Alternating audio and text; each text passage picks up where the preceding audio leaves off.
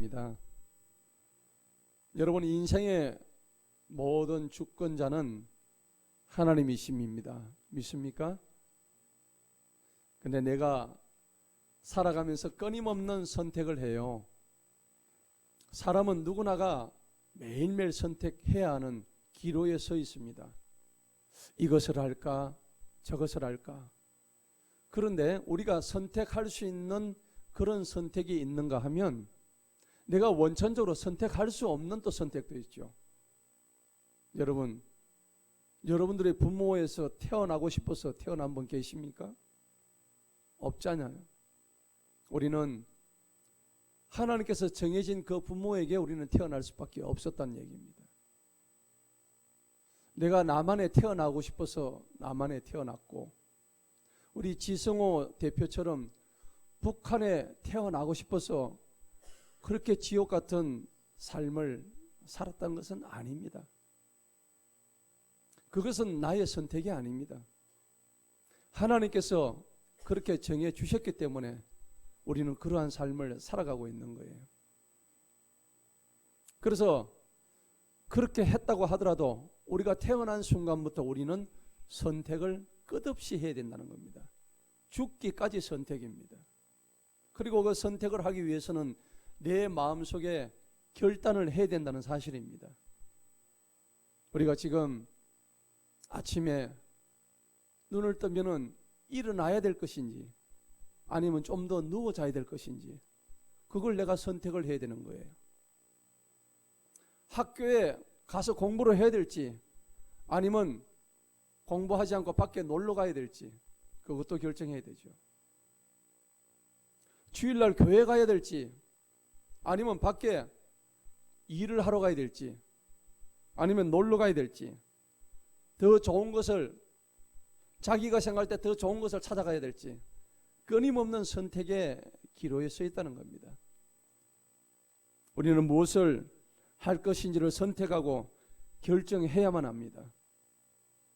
먹고 마시고 또 누군가를 만나고 일도 하고 대화도 나누고 사람과 끊임없는 약속을 우리 잡는 모든 일들, 이런 것이 다 나의 선택과 결정에 의해서 이루어지는 일들입니다. 오늘 여러분들이 오늘 여기 지금 자리에 앉아 계십니다. 저와 여러분들이 앉아 계신데 오늘 여기까지 나의 삶은 내가 그동안에 끊임없이 선택했던 결과입니다. 여러분들이 어떤 선택을 했든 어떤 결정을 내렸든 그 결정의 마지막 결과물이 오늘 앉아있는 내 자신의 모습이란 것입니다. 그러니 여러분, 우리가 어떻게 하면 선택을 잘할 것인가, 어떻게 해야 올바른 결정을 내릴 것인가 라는 것에 대해서 진지하게 생각해 보지 않을 수가 없는 거예요. 더군다나 우리는 그리스도인입니다. 그리스도인의 참된 선택, 올바른 선택, 결정, 그 기준은 무엇인가? 오늘 설교의 제목이 바로 그거란 겁니다. 여러분, 우리 한국의 유명한 시인 중에 박목월 선생이라는 분이 계십니다. 그 박목월 선생님의, 시인 박목월 선생님의 그 아들이 박동규 선생님입니다. 옛날에 국문과 교수하신 분이죠. 그런데 그 교수님이 자기 아버지가 6.25 때 남침을 하니까는 북한에서 탈출을 해가지고 내가 먼저 남한에 가가지고, 박목월 시인입니다, 내가 먼저 좀 자리를 잡아 놓을 테니까 좀 이따가 오라 그랬는데, 아니 가니까 아버지가 오질 않는 거예요. 6.25 동란이 터졌는데. 그래서 박목월 시인의 아내 되시는 이 박동규 선생님의 어머니가 9살 난 그 박동규를, 어린 박동규를 끌고 그 동생을 등에 업고 피난길을 오른 거예요. 남편을 찾아서, 아빠를 찾아서. 그래서 내려오다가 평택 어느 쯤인가 왔는데 너무 배가 고파요. 뭘 먹어야 되겠는데, 그래서 어머님이 그렇게 귀중하게 여기시던 재봉틀, 그 옛날에 그 귀한 재봉틀을 할 수 없이 굶어 죽을 판이 되니까 재봉틀을 팔아가지고 쌀을 구해온 거예요.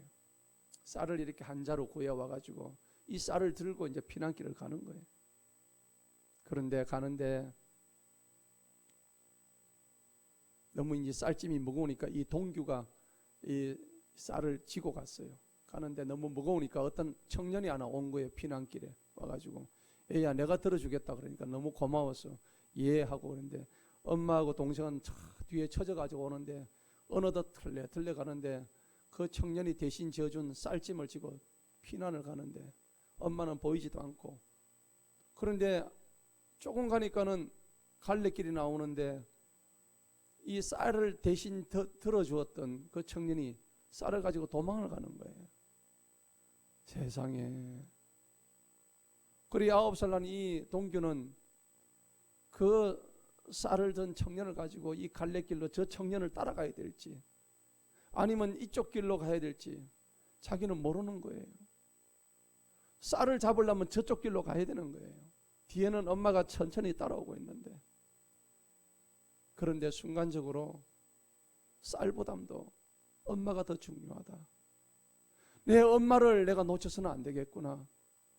그렇게 마음을 먹었던 거예요.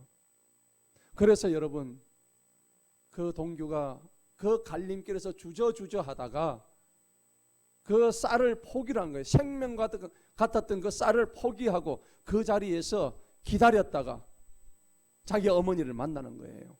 그랬더니 나중에 그 엄마가 동규한테 얘기를 합니다. 내 아들아, 정말 너는 정말 영리하고 똑똑해서 이 어미를 잃지 않았다 라고 동규한테 얘기를 하는 거예요. 그러면서 그 어머니의 사랑을 보여줍니다. 근데 동규가 그 어머니의 칭찬과 사랑을 힘입어 가지고 나중에 자기가 훌륭한 사람이 돼 가지고 그때 자전적인 에세이를 그 글에서 남겼던 거예요. 만약에 그때 쌀을 짊어지고 갔던 그 청년을 쫓아갔으면 영원토록 KBS에서 나오는 이상가족 찾기 아마 그렇게 됐겠죠. 아마 동규는 천의 고아가 돼가지고 아버지도 만나지 못했을 것이고 그렇게 어려운 삶을 살았을 것입니다.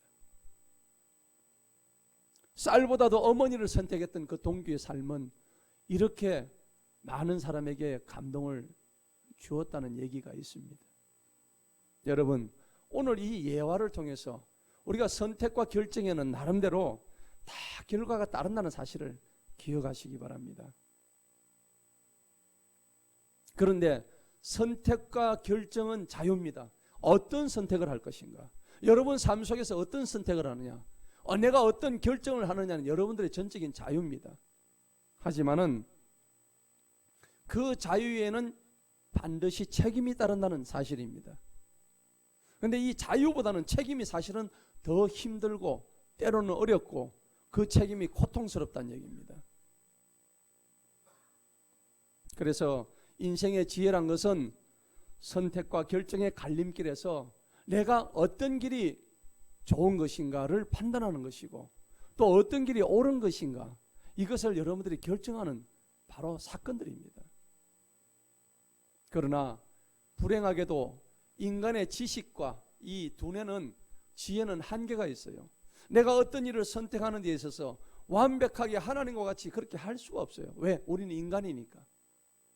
돌이키고 나면은 그 선택이 다들 어리석고 잘못되었고 그 선택이 후회스러운 일들밖에 없다는 것을 우리가 깨닫게 되는 거예요.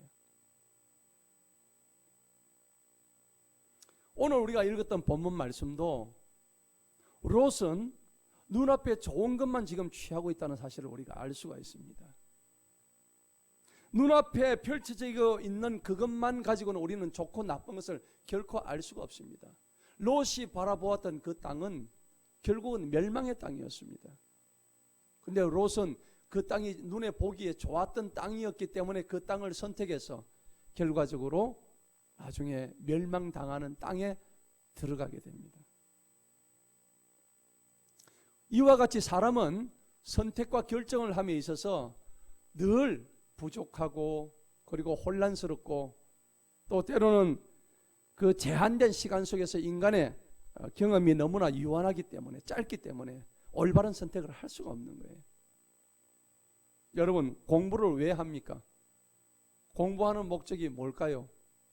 공부를 하게 되면은 나보다 먼저 많이 아는 사람들이 글에다가 적어 놓은 지식을 그분들이 직접 돈을 주고 실패했던 거, 성공했던 경험들을 나는 직접 실패해 보지 않고도 그분의 글들을 통해서 배울 수 있는 좋은 장점이 있는 게 그게 공부입니다. 간접적으로 나는 공부를 할 수 있다는 거예요. 간접적인 경험을 해볼 수 있다는 그런 장점이 바로 공부란 겁니다.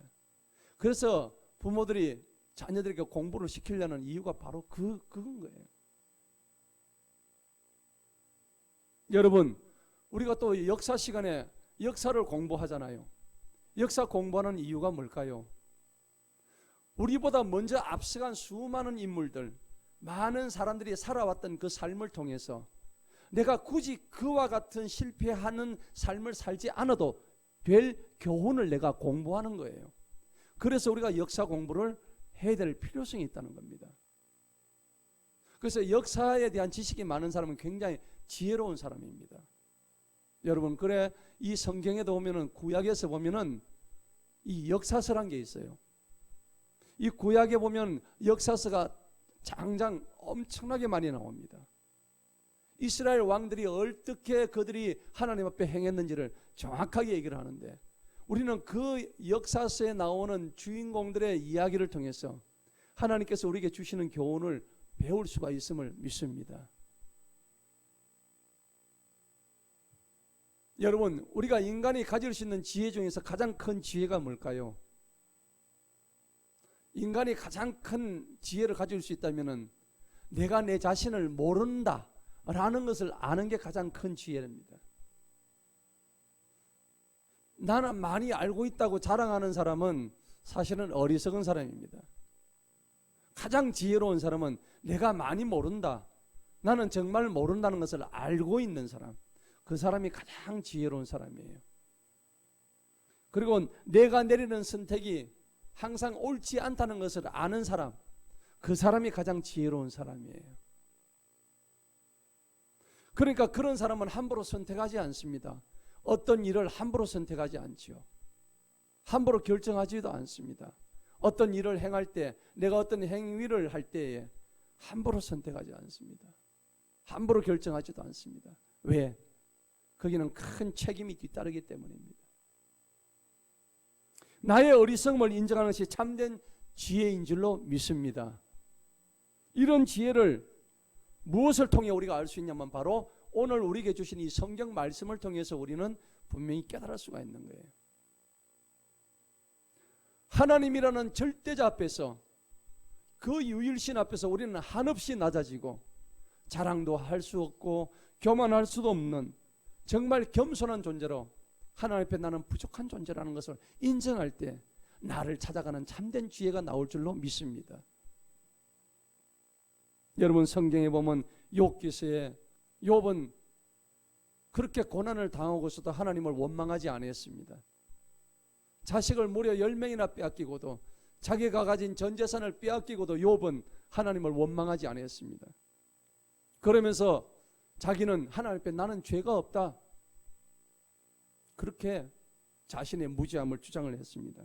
그렇지만은 하나님은 이 광활한 우주 대자연을 통해서 아무것도 아니라는, 정말 인간은 아무것도 아니라는 것을 깨닫게 함으로 인해서 욥으로 하여금 무릎을 꿇게 했습니다. 하나님, 제가 잘못했습니다. 정말 인간이라는 것은 아무것도 아닌 존재군요. 하나님께서 한번 훅 불어버리면은 그냥 꺼져버리고 날아가 버리는 아무것도 아닌 티끌과 같은 존재라는 것을 욥은 깨닫게 되었습니다. 그렇습니다. 우리 인간은 한없이 작은 존재고 낮은 존재고 그리고 유한한 존재임을 주님 앞에서 깨닫게 되는 것입니다. 사람은 마지막 순간에 다 유언을 남깁니다. 유언을 남길 수 있는 게 감사한 거죠. 그런데 유언을 남기지 못하고 비명의 행사로 가는 분들이 많이 있습니다. 그렇지만 성경에 보면은 야곱처럼 요셉처럼 자기 자녀들에게 유언을 남기고 한 그런 훌륭한 믿음의 인물들이 많이 있습니다. 여러분, 우리가 살면서 매일매일 유언을 남긴다는 심정으로 살아간다면 내 인생을 절대 헛되이 살지 않을 것입니다. 내일 내가 만약 죽는다면 여러분 오늘 어떻게 사시겠습니까? 오늘처럼 살지는 아니할 것입니다. 모세의 후계자였던 여호수아는 이렇게 유언을 남겼습니다. 여호수아 4장에 나와 내 집은 오로지 여호와만 섬기겠노라 그렇게 얘기했습니다. 참된 사랑이란 것은 선택을 강요하지 않습니다. 그 사람의 선택과 결정을 존중합니다. 그 개인의 선택과 결정이 참으로 올바른 것인가, 그리고 바른 선택과 결정이 될 수 있도록 오래 참고 기다려주는 것입니다. 포기하지 않습니다. 그 사람을 향해서 절대 포기하지 않습니다. 저는 제가 기도하는 사람들을 절대 포기하지 않습니다. 어제도 제가 50여 명의 많은 제가 아는 분들을 교회에 나오라고 전화했지만은 딱 2사람 전화를 받았습니다. 그런데 여러분 참 어렵습니다. 목사가 전화를 하면 전화를 안 받습니다. 사람들은 절대 안 받습니다. 힘든 일입니다. 아마 자기에게 유익을 주는 사람이면 아마 굉장히 전화를 받겠지만은 목사가 전화하면은 거의 전화를 받지 않습니다. 전화를 돌리고 있는데 아내가 이제 그만 돌리세요. 그렇게 안 받는데 왜 돌리느냐고. 나 같으면 상처받겠는데 저는 상처받지 않습니다. 그분들을 향해서 끝까지 기도하고 전화 돌리고 전화 안 받는 그 순간에도 그분을 위해서 기도합니다. 우리의 선택과 결정의 기준이 뭘까요? 이게 굉장히 중요한 겁니다. 오늘 우리 본문 한번 보시기 바랍니다. 창세기 13장 한번 화면을 틀어주세요. 오늘 창세기 13장이 아브라함과 조카 롯의 이야기입니다. 자, 1절에 보니까 아브라함이 이집트에서 나와서 그와 그의 아내와 그가 소유한 모든 것과 롯과 함께 남쪽으로 내려갔더라. 아브라함과 롯은 삼촌과 조카의 관계예요. 네. 그런데 아브라함이 가축과 은과 금으로 매우 부유했습니다. 많이 가졌다는 얘기입니다.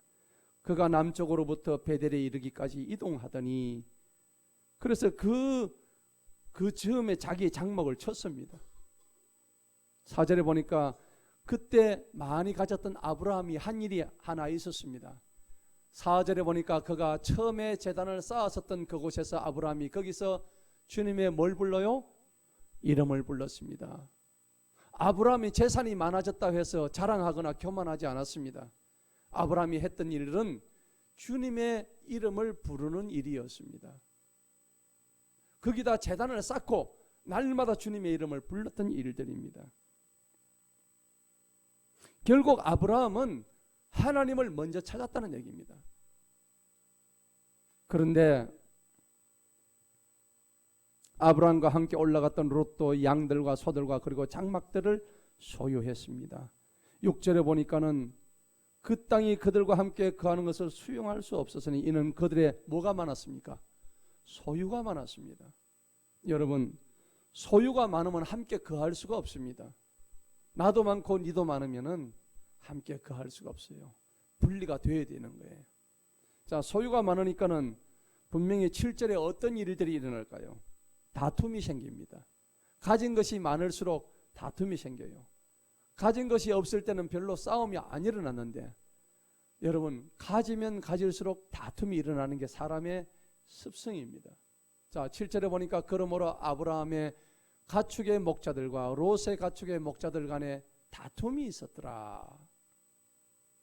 이렇게 많이 가지게 되면은 좋은 걸로만 생각되지만 결코 그렇지 않습니다. 많이 가지면 반드시 분쟁이 생기고 다툼이 일어난다는 것입니다. 그래서 8절에 보니까는 아브라함이 롯에게 말을 합니다. 우리는 한 혈육이다. 그러니까 원하노니 너와 나 사이에 네 목자들과 내 목자들 사이 다툼이 없게 하자. 그래도 훨씬 조카보다 삼촌이 낫잖아요. 삼촌이 조카한테 야, 너하고 나하고 서로 다툼이 없게, 너하고 나하고 한 핏줄인데 그래서야 되겠니? 역시 어른이죠.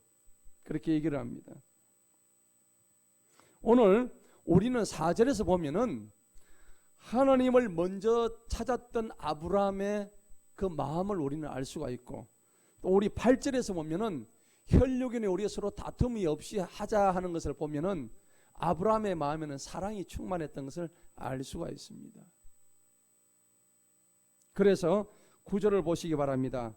9절에 보니까는 네 앞에 이 온 땅이 있지 아니하냐, 내가 원하노니 네가 나로부터 분리해서 떠나라.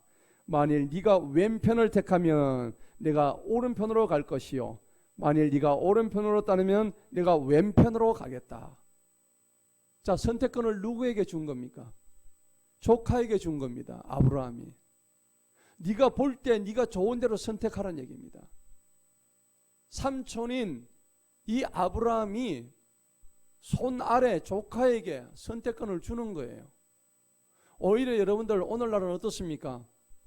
조카가 먼저 차지하려고 할 수 있겠죠. 그런데 여기서는 삼촌이 조카 보고 먼저 차지하라고 얘기를 하는 그런 자신의 것을 내려놓는 우리는 희생정신, 봉사정신, 헌신을 우리는 볼 수 있다는 것입니다. 결국 우리가 구절을 통해서 보자면은 아브라함은 조카 롯의 유익을 먼저 구했다는 사실을 알 수가 있습니다. 그 조카 롯을 사랑하는 마음을 가지고 나의 유익을 먼저 구한 것이 아니라 남의 유익을 구했다는 것을 우리가 알 수가 있습니다. 자, 10절에 보니까 롯이 눈을 들어서 요르단 온 평원을 쳐다보았습니다. 보니까 너무 좋은 거예요, 그 땅이. 근데 사실은 그 땅이 어떤 땅이었습니까?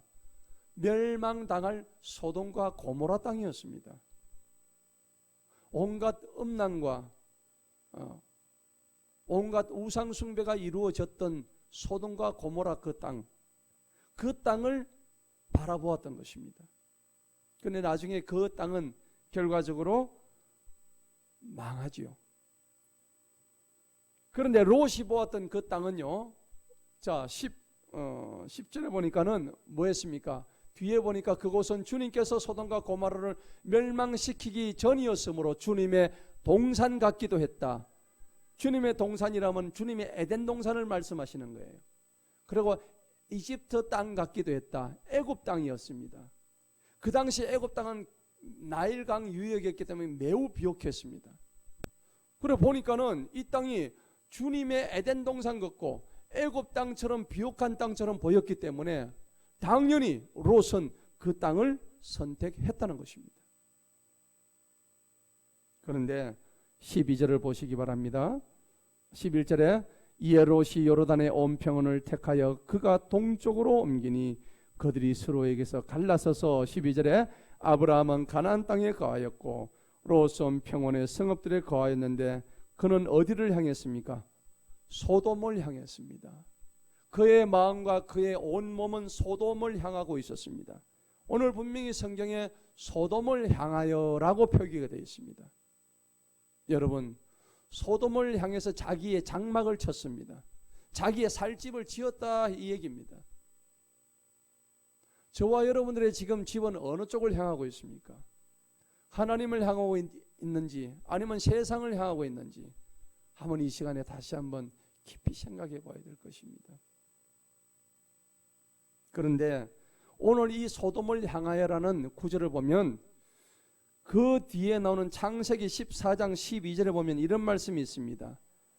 14장 12절에 보면 그들이 소돔에 거하던 아브라함의 조카 롯도 붙잡아 갔으며 그의 재물도 빼앗아 떠났더라 그랬습니다. 분명히 뒷장에 보면은 저들이 소돔에 거하던 아브라함의 조카 롯도 붙잡아 갔습니다. 그리고 그의 재물도 완전히 다 빼앗아 가버렸습니다. 나중에 이렇게 될 줄 모르고 이 조카 롯은 그 소돔 땅을 향해서 자신의 집을 짓게 되었다는 겁니다.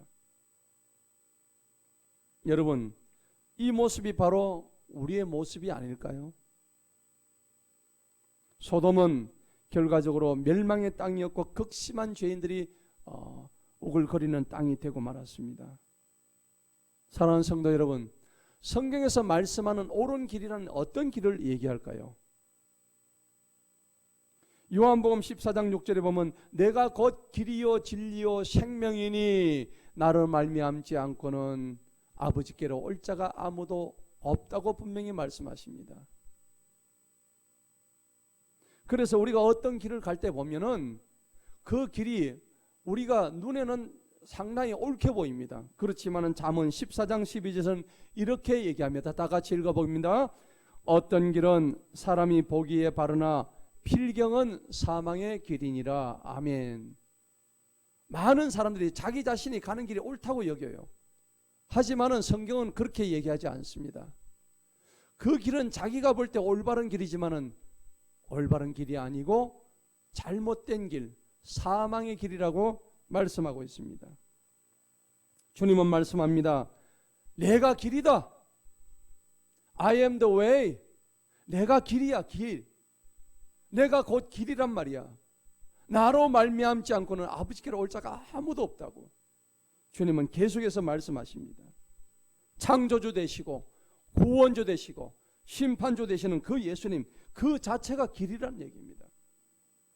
여러분, 우리가 어떤 일을 선택할 때 보면은 사람들은 반드시 어떤 기준을 가지고 하느냐면은 자기 유익, 자기 이익을 따지고 결정을 하게 됩니다.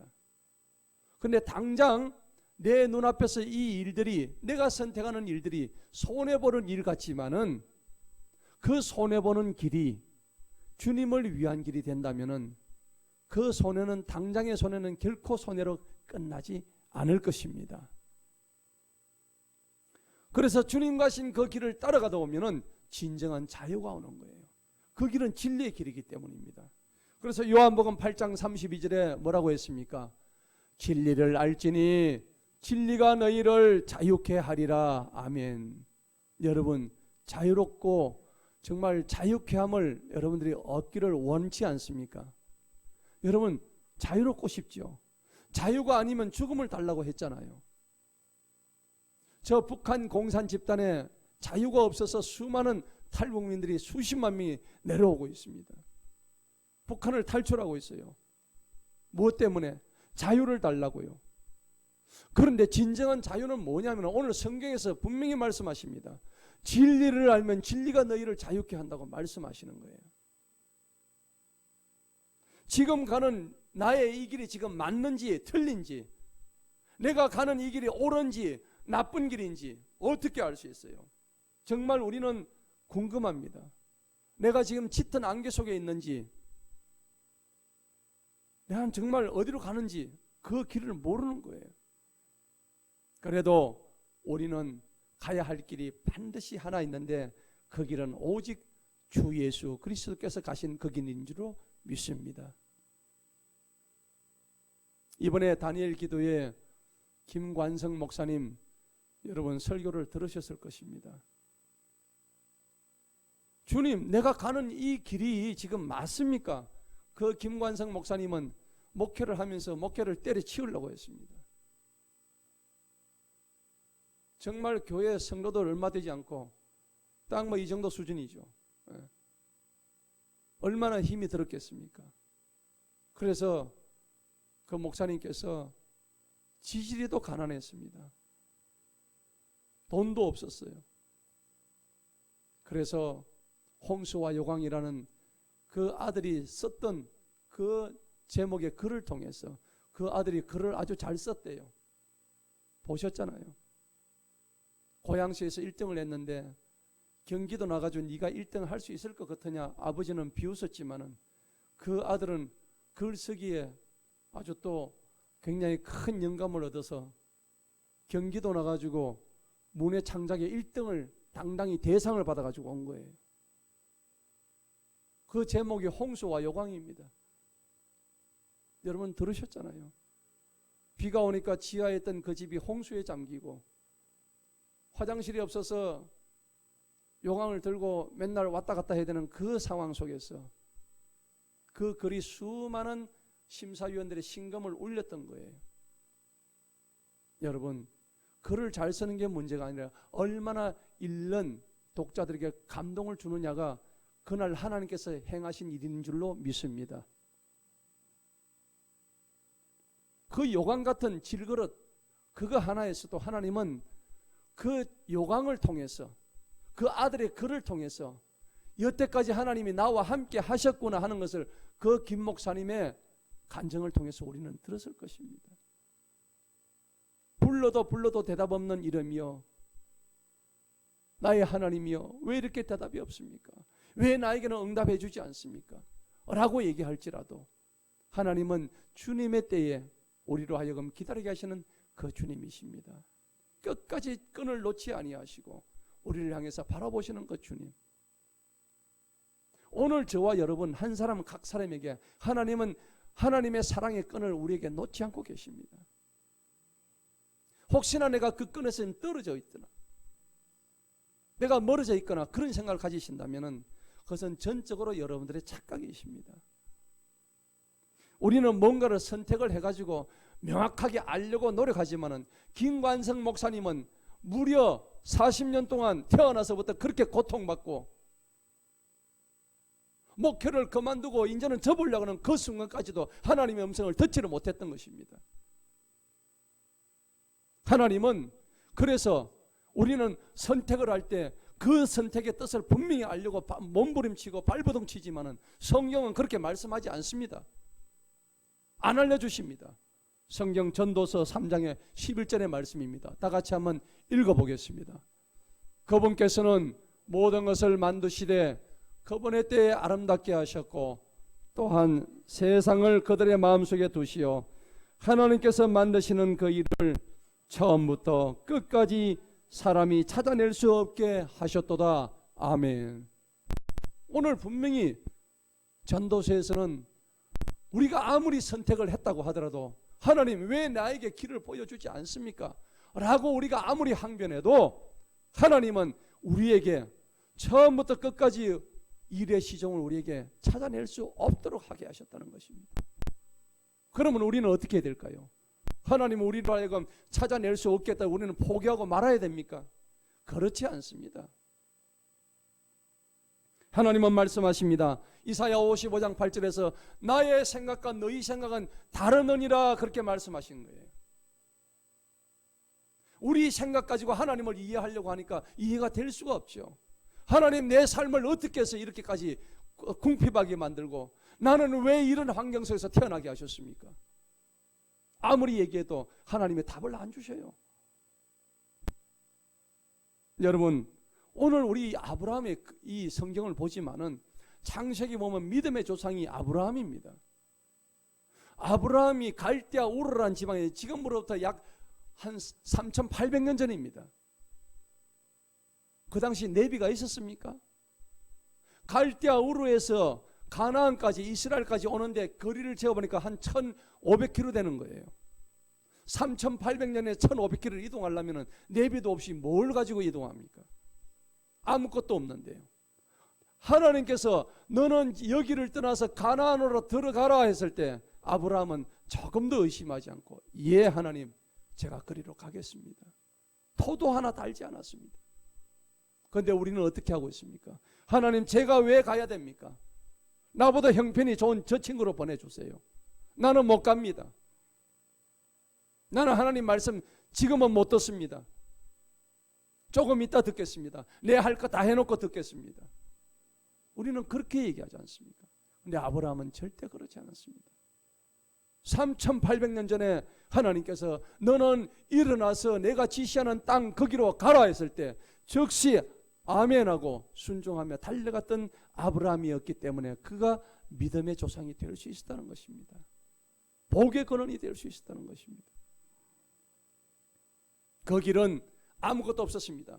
하나님께서 인도하신 그 길은 앞에는 구름 기둥, 뒤에는 불 기둥이 인도했던 길이었습니다. 오늘 본문 설교의 제목이 그리스도인의 선택과 결정입니다. 그 결정의 기준입니다. 여러분들이 앞으로 일을 하는 데 있어서 참된 그리스도인이라면은 계속해서 오늘 이 설교가 마치고 난 뒤에도 선택을 해야 되고 어떤 일을 결정을 해야 되는 거예요. 무엇을 선택을 하고 어떻게 결정을 해야 될까요? 오늘 설교의 마지막 핵심입니다. 내가 가는 길에 올바른 선택을 하는데 도움을 주는 성경적인 원칙이 어떤 게 있을까요? 3가지가 있습니다. 그걸 말씀을 드리려고 합니다. 오늘 우리 본문의 말씀에 다 나와 있습니다. 첫째는 주님의 길을 따르라. 따라합시다. 첫째, 주님의 길을 따릅시다. 주님의 길을 따라야 되는 거예요. 마귀의 길을 따라가면 안 돼요. 세상 사람들 길 따라가면 안 돼요. 세상 사람들 다 나와 상관없는 사람들이에요. 마귀들이에요. 나에게 도움 주는 사람들이 아니에요. 세상 사람들은 나를 해치려고 해요. 나를 대적하려고 해요. 하지만 주님은 나를 도와주시는 분이에요. 주님의 길을 따릅시다 했는데 그 주님의 길이란 게 뭘까요? 주님의 길은 어떤 길이 주님의 길일까요? 정답이 있습니다. 나의 길이 끝나는 시점이 주님의 길이 시작되는 시점인 줄로 믿습니다. 여전히 나는 나의 길을 가고 있는 거야. 저와 여러분은 아직도 자신의 길을 가고 있는 거야. 그게 나의 길이 아니에요. 따라합시다. 사람의 끝이 하나님의 시작입니다. 사람의 끝이 하나님의 시작입니다. 하나님, 나는 도대체 언제까지 내 길을 가야 됩니까? 정말 이 피곤한 길을 언제까지 이런 삶을 살아야 됩니까? 여러분 고민하시지요. 고민할 필요 없습니다. 이제부터 내가 살아온 내 고집, 내 방식, 내 계획, 내 생각, 내 의지를 포기하는 그 순간에 주님의 길이 시작되는 줄로 믿습니다. 하나님의 위대했던 사도, 예수님을 3번 했던 그 베드로는 예수님을 처음 만났을 때 업으로서 아주 대가였지만은 거물을 버리고 나를 따르라 했을 때 베드로는 즉시 거물을 버려두고 주님을 따랐습니다. 내 것을 내 것이라 고집하지 아니했습니다. 주님은 말씀하십니다. 누구든지 나를 따르려거든 자기를 부인하고 자기 십자가를 지고 나를 따르라. 그렇게 말씀하셨죠. 이때 꼭 필요한 게, 따르려면 필요한 게 뭐가 필요할까요? 주님을 따를 때 꼭 필요한 게 하나 있어요. 말씀입니다. 여러분 속에 하나님의 말씀이 없으면 따를 수가 없어요. 말씀이 곧 하나님이시거든요. 내 속에 하나님의 말씀이 들어있지 않으면 하나님을 따라갈 수가 없는 거예요. 내 속에 더러운 것들이 들어있고, 내 속에 악한 것들이 들어있고, 내 속에 하나님을 대적하는 우상들이 가득 들어있으면 하나님을 따라갈 수가 없는 거예요. 그리스도인의 진정한 선택과 집중은 하나님의 말씀인 줄로 믿습니다. 말씀을 잘 선택하고 말씀에 집중해서 말씀에 몰입하는 저와 여러분 되시기를 축원합니다. 여호수아에게 하는 말씀이 있습니다. 여호수아 1장 7절로 9절의 말씀입니다. 다 같이 읽어봅니다. 오직 너는 강하고 담대하여 내가 어디로 가든지 형통하리니 이 율법책을 내 입에서 떠나지 말게 하고 그 안에 기록된 모든 것에 따라 행하라. 그리하면 내가 어디로 가든지 너와 함께 있으리라. 아멘. 하나님의 율법책을 네 입에서 떠나지 말게 하라. 이게 여호수아에게 주님이 하신 말씀이에요. 오늘 저와 여러분에게 하신 말씀이 바로 이 말씀이에요. 왜 우리가 넘어집니까? 왜 우리가 시험 듭니까? 왜 우리가 하나님을 실망시킬까요? 하나님의 말씀이 우리 속에 없기 때문입니다. 설령 들어있어도 하나님의 말씀을 잊어먹기 때문입니다. 내 생각에 앞장서기 때문입니다. 그래서 우리가 주님의 길을 따른다는 것은 항상 그 전제 조건이 내가 그분 안에 있다는 것을 의미하는 거예요. 예수님 안에 있느냐 밖에 있느냐가 완전히 다르다는 것입니다.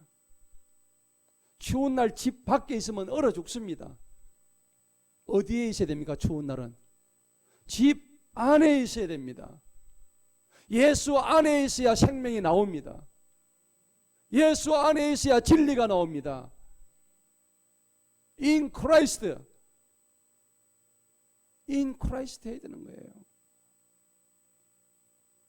그래서 제가 좋아하는 찬송가 370장에 보면은 주 안에 있는 나에게 딴 근심이 있으랴, 이 찬양이 있잖아요. 주님 안에 있는 나에게 무슨 근심이 있겠냐는 얘기입니다. 여러분, 두 번째 선택입니다. 여러분들이 어떤 일들을 선택하실 때에 내 마음속에 진정한 평안함과 자유함이 있는지를 확인하시기 바랍니다. 내가 그리스도인인데 하나님, 내가 지금 이 일을 하려고 하는데 마음에 평강이 없어요. 내 마음에 자유함이 없는 거야. 늘 불안한 거야. 그런데 우리 주님은 평강의 왕이시거든요. 그리고 샬롬의 왕이십니다. 여러분, 우리가 종국적으로 죽어서 가야 할 곳은, 이 땅에서 죽고 우리가 가야 할 곳은 하나님의 왕국, Kingdom of God, 하나님 나라입니다. 천국입니다. 그곳은 어떨까요? 이 땅처럼 서로 미워하고 서로 시기하고 질투하고 원망하고 욕하고 그렇게 한 장소가 아니잖아요. 하나님의 나라는 평강의 나라인 줄로 믿습니다. 화평의 나라인 줄로 믿습니다. 평화의 나라입니다.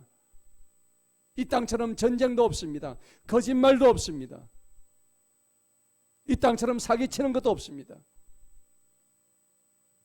하나님이 우리에게 주시는 마음은 평안과 생명입니다. 아브라함은 조카 롯과 다툴 때에 마음이 지극히 평안했어요. 왜 그러냐? 내가 가진 것을 다 희생할 마음의 준비가 완벽하게 끝났기 때문입니다. 네가 좋은 땅 해라 말이야. 그럼 네가 좋은 땅 하면 나는 나쁜 땅 할게. 여러분, 부모대 말이죠. 재산이 많은데 자식들 오면 전부 다 쪼가리 나고 원수가 됩니다. 뭐 때문에 그럴까요? 누구 하나 양보하는 사람 없기 때문입니다. 지가 많이 가지려고 애를 쓰기 때문입니다. 여러분, 그것 때문에 싸우지 마시기 바랍니다. 오늘 아브라함은 조카 롯을 향해서 네가 좋은 데 있으면 다 가져라. 나는 네가 안 가냐 내가 가질게. 이 마음이 어디서 비롯되었을까요? 누가 주시는 마음이었어요? 하나님이 주시는 마음이었어요. 하나님이 주시는 마음은 이와 같이 근심이 없습니다. 평안이 우리 마음속에 들어옵니다. 그 평안은 우리의 생명을 살리는 평안인 줄로 믿습니다. 그런데 욕심이 가득하게 되면 어떻게 돼요? 혈압이 오릅니다. 어떻게 돼요?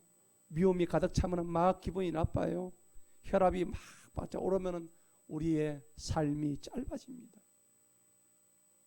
그런데 하나님이 함께 하시기 때문에 우리가 어떤 일을, 어떤 행위를 하기로 선택했을 때 여러분들 자신을 다시 한번 점검해 보시기 바랍니다. 내 마음이 지금 불편하지 않느냐? 내 마음이 지금 원망하지 않느냐? 내 마음에 근심이 오지 않느냐? 두려움이 오지 않느냐? 오늘 제가 분명히 여러분들에게 말씀드립니다. 오늘 이 예배가 끝나고 나가서 어떤 선택을 할 때 하나님, 내 마음속에 왜 이렇게 불편이 옵니까? 이거는 아니죠. 하나님의 주시는 마음이 아닙니다. 누가 줄까요, 그러면? 그 마음은 누가 줄까요, 도대체? 여러분들이 잘 아실 것입니다. 하나님이 주시지 않으면 그 마음은 도대체 누가 주는 걸까요? 요한복음 14장 27절에 주님께서 말씀하십니다. 다 같이 읽어봅니다. 내가 너희에게 평안을 남기노니 곧 내가 나의 평안을 너희에게 주노라. 내가 너희에게 주는 평안은 세상에 주는 것과 같이 아니하나니 너희는 마음에 근심하지도 말고 두려워하지도 말라. 아멘. 따라합시다. 두 번째, 평안과 자유함을 얻으라. 평안과 자유함을 얻으라. 이게 두 번째예요. 마지막 세 번째입니다. 우리가 어떤 일을 선택할 때 반드시 가져야 될 원칙이 있습니다. 그것은 사랑의 원칙입니다. 따라합시다. 사랑의 원칙으로 구하라. 사랑의 원칙입니다. 이 사랑의 원칙은 남에게 유익을 주는 일들입니다. 성경은 하나님의 뜻을 행하는 가장 중요한 열쇠가 뭐냐고 물어봅니다. 우리에게. 그것은 바로 사랑이라고 거듭 강조하고 있어요. 성경은 우리에게 주는 새 계명이 있다고 말씀하시는데 오늘 요한복음 13장 34절에서 말씀하고 있습니다. 다 같이 한번 읽어봅니다. 내가 너희에게 새 계명을 주노니 이것은 너희가 서로 사랑하라는 것이라. 내가 너희를 사랑한 것 같이 너희도 서로 사랑하라. 아멘. 예수님께서 이 땅에 다시 오셔서 우리에게 던지신 말씀이 그거예요. 내가 너희를 사랑하는 너희도 서로 사랑해라. 사랑은 허다한 허물을 다 덮는다고 그랬습니다. 죄와 허물을 덮는다고 했습니다. 어떻게 사랑해야 될까요? 위로는 하나님을 사랑하시기 바랍니다. 아래로는 옆으로는 내 이웃을 내 몸처럼 사랑하라고 말씀하시는 거예요. 왜냐하면 사랑은 율법의 완성이라고 로마서에서 분명히 말씀하셨거든요. 사랑은 성령의 열매라고 갈라디아서 5장에서 분명히 말씀하고 계신 거예요. 무엇이 사랑일까요, 여러분들? 사랑이 도대체 뭡니까? 여러분, 사랑이 뭐라고 정의할 수 있겠습니까? 성경은 이렇게 말씀하십니다. 고린도전서 13장에 가면은 사랑장입니다. 그 찬송이 있잖아요, 찬양이. 사랑은 언제나 오래 참고 사랑은 언제나 온유하며, 이 찬양이 있잖아요. 거기 보니까 사랑은 시기하지도 않고 자랑도 하지 않고 교만하지도 않고 사랑은 무례히 행치 않고 자기의 유익을 구하지 아니하고 사랑은 성내지도 않습니다. 사랑은 진리와 함께 기뻐합니다. 모든 것을 감사줍니다. 모든 것을 바라고 믿습니다. 모든 것을 끝까지 참아줍니다. 영원토록 변함없는 것이 바로 하나님의 사랑임을 고린도전서 13장에서 사랑을 노래하고 있습니다. 이 사랑이란 노래는 우리 그리스도인뿐만 아니라 이 세상의 수많은 사람들이 고린도전서 13장의 사랑의 노래를 함께 부르고 있다는 사실을 알아야 됩니다. 그런즉 믿음, 소망, 사랑은 영원히 있을 것인데 그 중에 제일은 사랑이라. 하나님은 사랑이시라고 요한 1서에서 분명히 말씀하십니다. God is love. 하나님은 사랑이십니다. 그 사랑, 전체 사랑 덩어리신 하나님이 이 땅에 오신 분이 바로 예수 그리스도시라고요. 우리를 죄에서 구원하신 그 예수 그리스도의 사랑을 받느냐 안 받느냐에 따라서 우리의 구원이 좌우가 된다는 겁니다. 세상 사람들은 그냥 하루하루 멋모르고 살아가고 내일 죽으면 그뿐이지 하고 그냥 살아가지만은 우리 그리스도인은 그렇지 않습니다. 우리는 오늘 살고 내일 죽는 한이 있다 하더라도 하나님으로 받은 이 사랑을 가지고 이 사랑을 참된 사랑을 깨닫고 이 사랑을 나누어 주기에 여념이 없는 사람이 되어야 될 줄로 믿습니다. 여러분, 사회가 어렵습니다. 이 사회가 점점 거대한 정신병동이 되어가고 있어요. 거대한 정신병동이에요. 정신병 환자가 길거리에 활보하고 있어요. 정신과 환자들이 얼마나 의사 병원마다 넘쳐나는지 몰라요. 왜 그럴까요? 그들에게 사랑이 없기 때문입니다.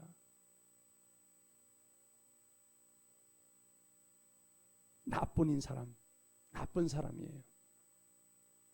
사랑이 없다는 것은 나밖에 모른다는 얘기죠. 여러분들 기억하시기 바랍니다. 분명히 오늘 성경은 말씀하십니다. 사랑은 영원하다.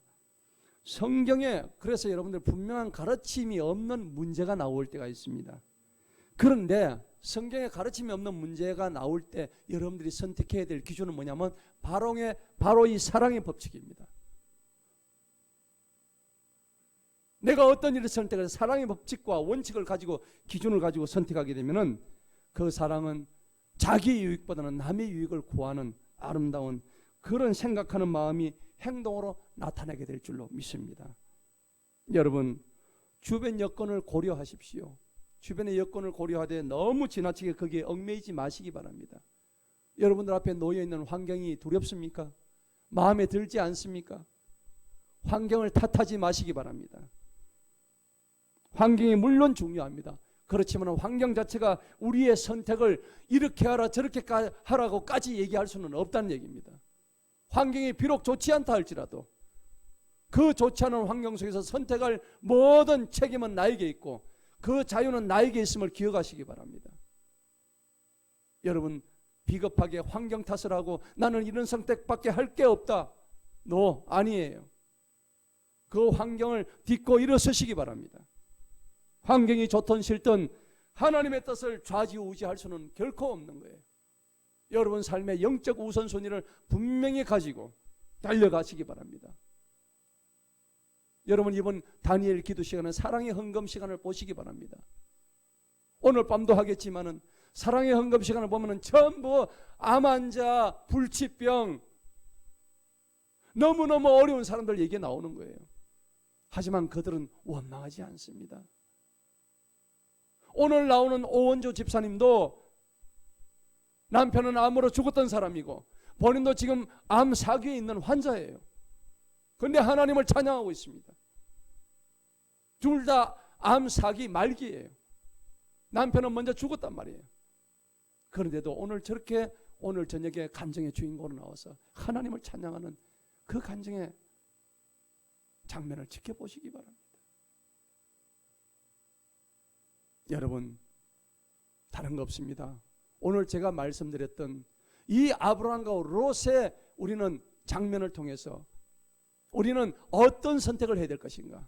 아브라함은 주님의 말씀을 따르고 사랑의 원칙에 의해서 그 마음이 지극히 평강한 가운데서 올바른 선택을 했더니 천대까지 자녀들이 복을 받는 그런 위대한 하나님의 종이 되었지만은 롯은 어떻게 됐습니까? 눈에 우선 보기 좋은 것을 하기 위해서 달려갔던 그 삶 속에 머지않아서 소돔과 고모라가 유황불로 하나님의 벌을 받아서 징계받아서 멸망당하는 그 장소에 있었다는 것입니다. 그리고 가져갔던 자기의 모든 것을 다 빼앗기는 불우한 사람이 되었고 하나님은 그를 징계하셨습니다. 사랑하는 성도 여러분, 우리는 어떤 선택을 해야 될까요? 이제 남은 것은 아무것도 없습니다. 먹든지 마시든지 다 하나님의 영광을 위해서 사시고 범사에 그분이 하나님 되심을 인정하시기 바랍니다. 그리야 하시면은 저와 여러분들의 길을 인도하시고 지도하실 줄로 믿습니다. 우리가 어떤 선택을 할 때 이 선택을 통해서 하나님께 어떻게 영광 받으실까를 날마다 골몰한다면 오늘 제가 말씀드린 이 세 가지 주님의 길을 따라가시기 바랍니다. 두 번째는 우리가 어떤 선택할 때 마음속에 평강과 자유함이 있는지를 한 번 더 확인하시고 선택하시기 바랍니다. 선택하는데 평강이 없어지고 자유함이 없어지고 그렇다면 그 길을 선택하지 마시기 바랍니다. 마지막으로 사랑의 원칙을 가지고 선택하시기 바랍니다. 지금 당장은 손해보는 것 같지만은 사랑의 법칙을 가지고 내 물질을 그 사람에게 나누고 그 사람에게 시간을 쏟고 내가 그 사람에게 사랑을 전달할 때 하나님은 내가 투자했던 그 어떤 것보다도 귀중한 생명의 열매로 되돌려 주실 줄로 믿습니다. 오늘 저와 여러분께서 이 말씀을 꼭 기억하시고 그리스도인의 참된 선택과 결정의 기준을 가슴속 깊이 오늘 이 세 가지를 명심하셔서 승리하는 저와 여러분 되시기를 간절히 축원합니다. 기도하시겠습니다.